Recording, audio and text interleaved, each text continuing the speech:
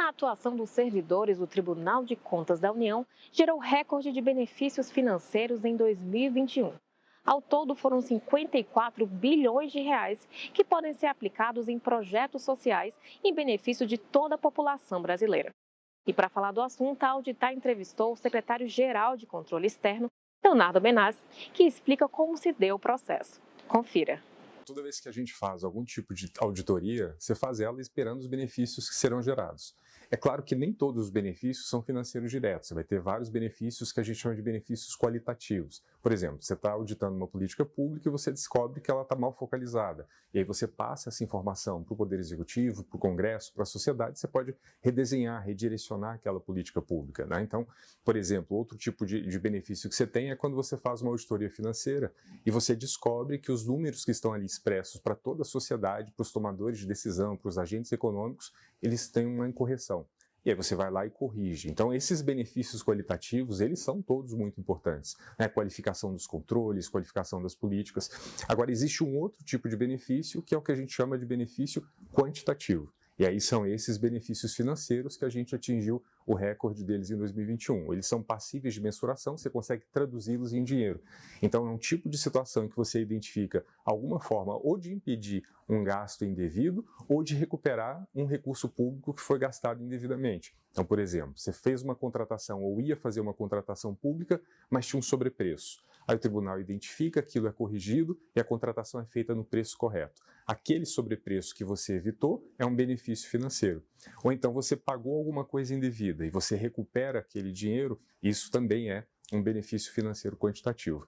E aí só uma observação importante, que a partir de 2021 a gente passou a trabalhar com o que a gente chama de benefício financeiro ou quantitativo efetivo, porque a gente vinha trabalhando sempre com o potencial e divulgando o potencial e o efetivo. O potencial é uma estimativa do que podia acontecer e o efetivo é o que aconteceu de fato, é o que você realmente já recuperou. E aí a gente está concentrado no efetivo. O potencial é importante a gente medir porque ele orienta o nosso planejamento, mas aquilo que a gente está divulgando sobre 21, esse número recorde, ele foi um número que saiu exatamente daquilo que é efetivo, ou seja, aquilo que você realmente recuperou de dinheiro para os cofres públicos. Bom, em 2021 esse montante chegou a 54 bilhões de reais, ou seja, um valor muito expressivo. A rigor a gente já vinha tendo, quando a gente olha para trás, a gente vinha tendo nos últimos anos uma elevação.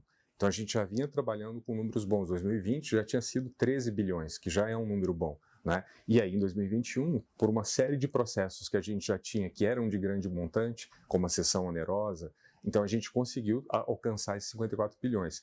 E assim, aí você tem um benefício imediato, né? Ou seja, são recursos públicos que voltam para o Tesouro Nacional e a partir daí podem financiar diversas políticas públicas, né, que precisam desse recurso e esse recurso deixa de ser desperdiçado ou deixa de ser perdido, né? E ele volta e pode financiar então políticas públicas.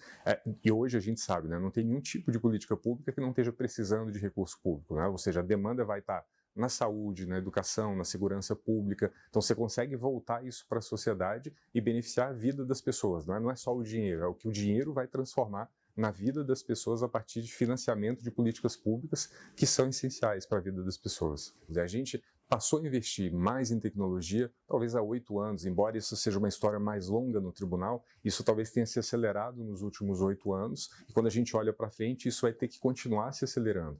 Quando a gente pensa, né, de que forma a tecnologia acaba utilizando ou sendo utilizada para ajudar o nosso trabalho, tem um lado de aumentar a produtividade, aquilo que você já fazia, fazer com mais agilidade, com menos custo, com menos pessoas, com menos tempo, então tem esse ganho de produtividade imediato, mas é mais do que isso. Ou seja, com o uso de tecnologia você consegue enxergar coisas que você não enxergava sem ela. Então você consegue focalizar melhor. Por exemplo, na área de benefícios de pessoal, de atos de pessoal, como a gente chama, você consegue, a partir do uso de inteligência artificial, você consegue identificar quais são os atos de pessoal que têm maior probabilidade de ter alguma irregularidade e a partir daí ter mais benefício no retorno.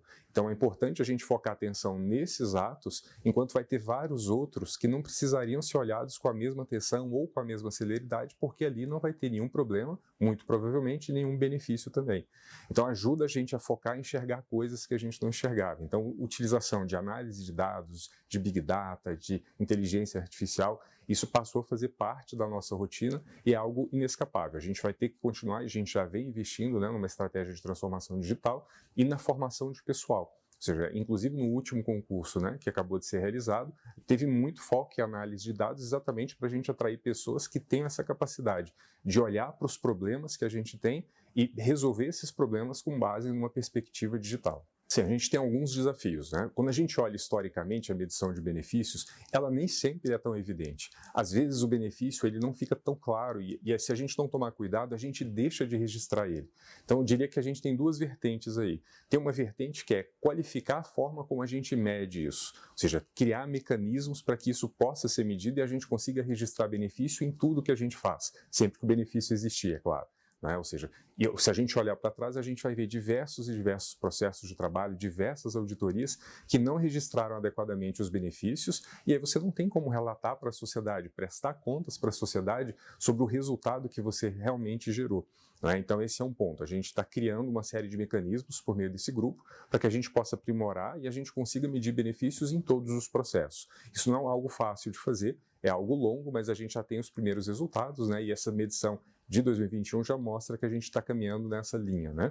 E a outra coisa é o envolvimento de mexer no processo de trabalho das pessoas. E aí tem a ver, mexer um pouco com a cultura da organização. Ou seja, a gente ter clareza de que o nosso trabalho não é exatamente instruir processo, produzir papel. O nosso trabalho é gerar resultado para a sociedade. Então, a gente precisa que cada um de nós, auditores, a gente tenha essa capacidade de olhar para o que a gente está fazendo e conseguir identificar ali quais são os benefícios que a gente está gerando, registrar esses benefícios para que a gente possa comunicar eles para a sociedade. E aí os dois benefícios, né? Não dá para dizer que o benefício financeiro ele seja mais importante. Às vezes o benefício qualitativo que melhorou a política pública e melhorou o atendimento de uma política à população, ele pode ser tão valioso ou até mais valioso do que o benefício financeiro. A gente precisa ser capaz de registrar os dois e de comunicar os dois igualmente. Vamos nessa linha, né? Ou seja, a gente tem um grupo para trabalhar na metodologia, ou seja, como é que a gente cria métodos para medir os benefícios que a gente gera.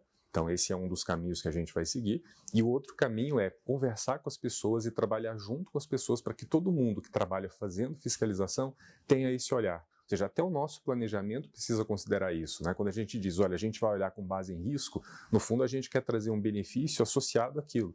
Ou seja, qual é o benefício que eu vou realmente gerar para a sociedade? Seja ele o benefício financeiro, seja um benefício qualitativo de desenhar melhor uma política pública, de garantir transparência, de certificar as contas e dizer para a sociedade, olha, você pode confiar nesses números, passar essa segurança para a sociedade. Ou seja, no fundo a gente precisa caminhar nessas duas direções e isso precisa permear todo o nosso processo de trabalho, ou seja, não é só lá depois que você fez a auditoria você registrar.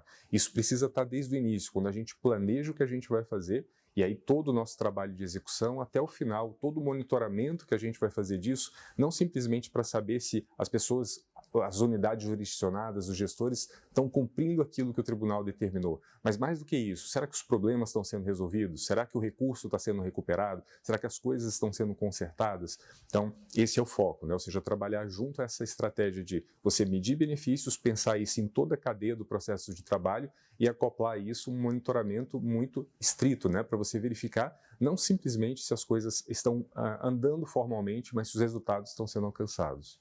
Eu diria assim, que o grande desafio é quando a gente olha para um lugar como o tribunal, normalmente a gente tem, e isso vale não só para o Tribunal de Contas da União, vale para as entidades de fiscalização superior no mundo todo. Normalmente você tem uma área que fica preocupada com metodologia. E é um problema se você deixar tudo isso na área de metodologia. Ou seja, na verdade o que a gente precisa é que essas questões elas sejam incorporadas pela casa. Ou seja, ou todo mundo assume o compromisso e trata disso como algo importante, ou a gente não consegue transformar isso em realidade. Então, quando a gente fala de melhorar a gestão da qualidade do que a gente faz e melhorar a medição dos benefícios e comunicar os benefícios e planejar conforme resultados, isso só vira realidade não se tiver alguma área de planejamento ou alguma área de métodos pensando. Isso só vira realidade se isso for incorporado nos processos de trabalho. Então, isso precisa ser um compromisso de cada um dos servidores do TCU.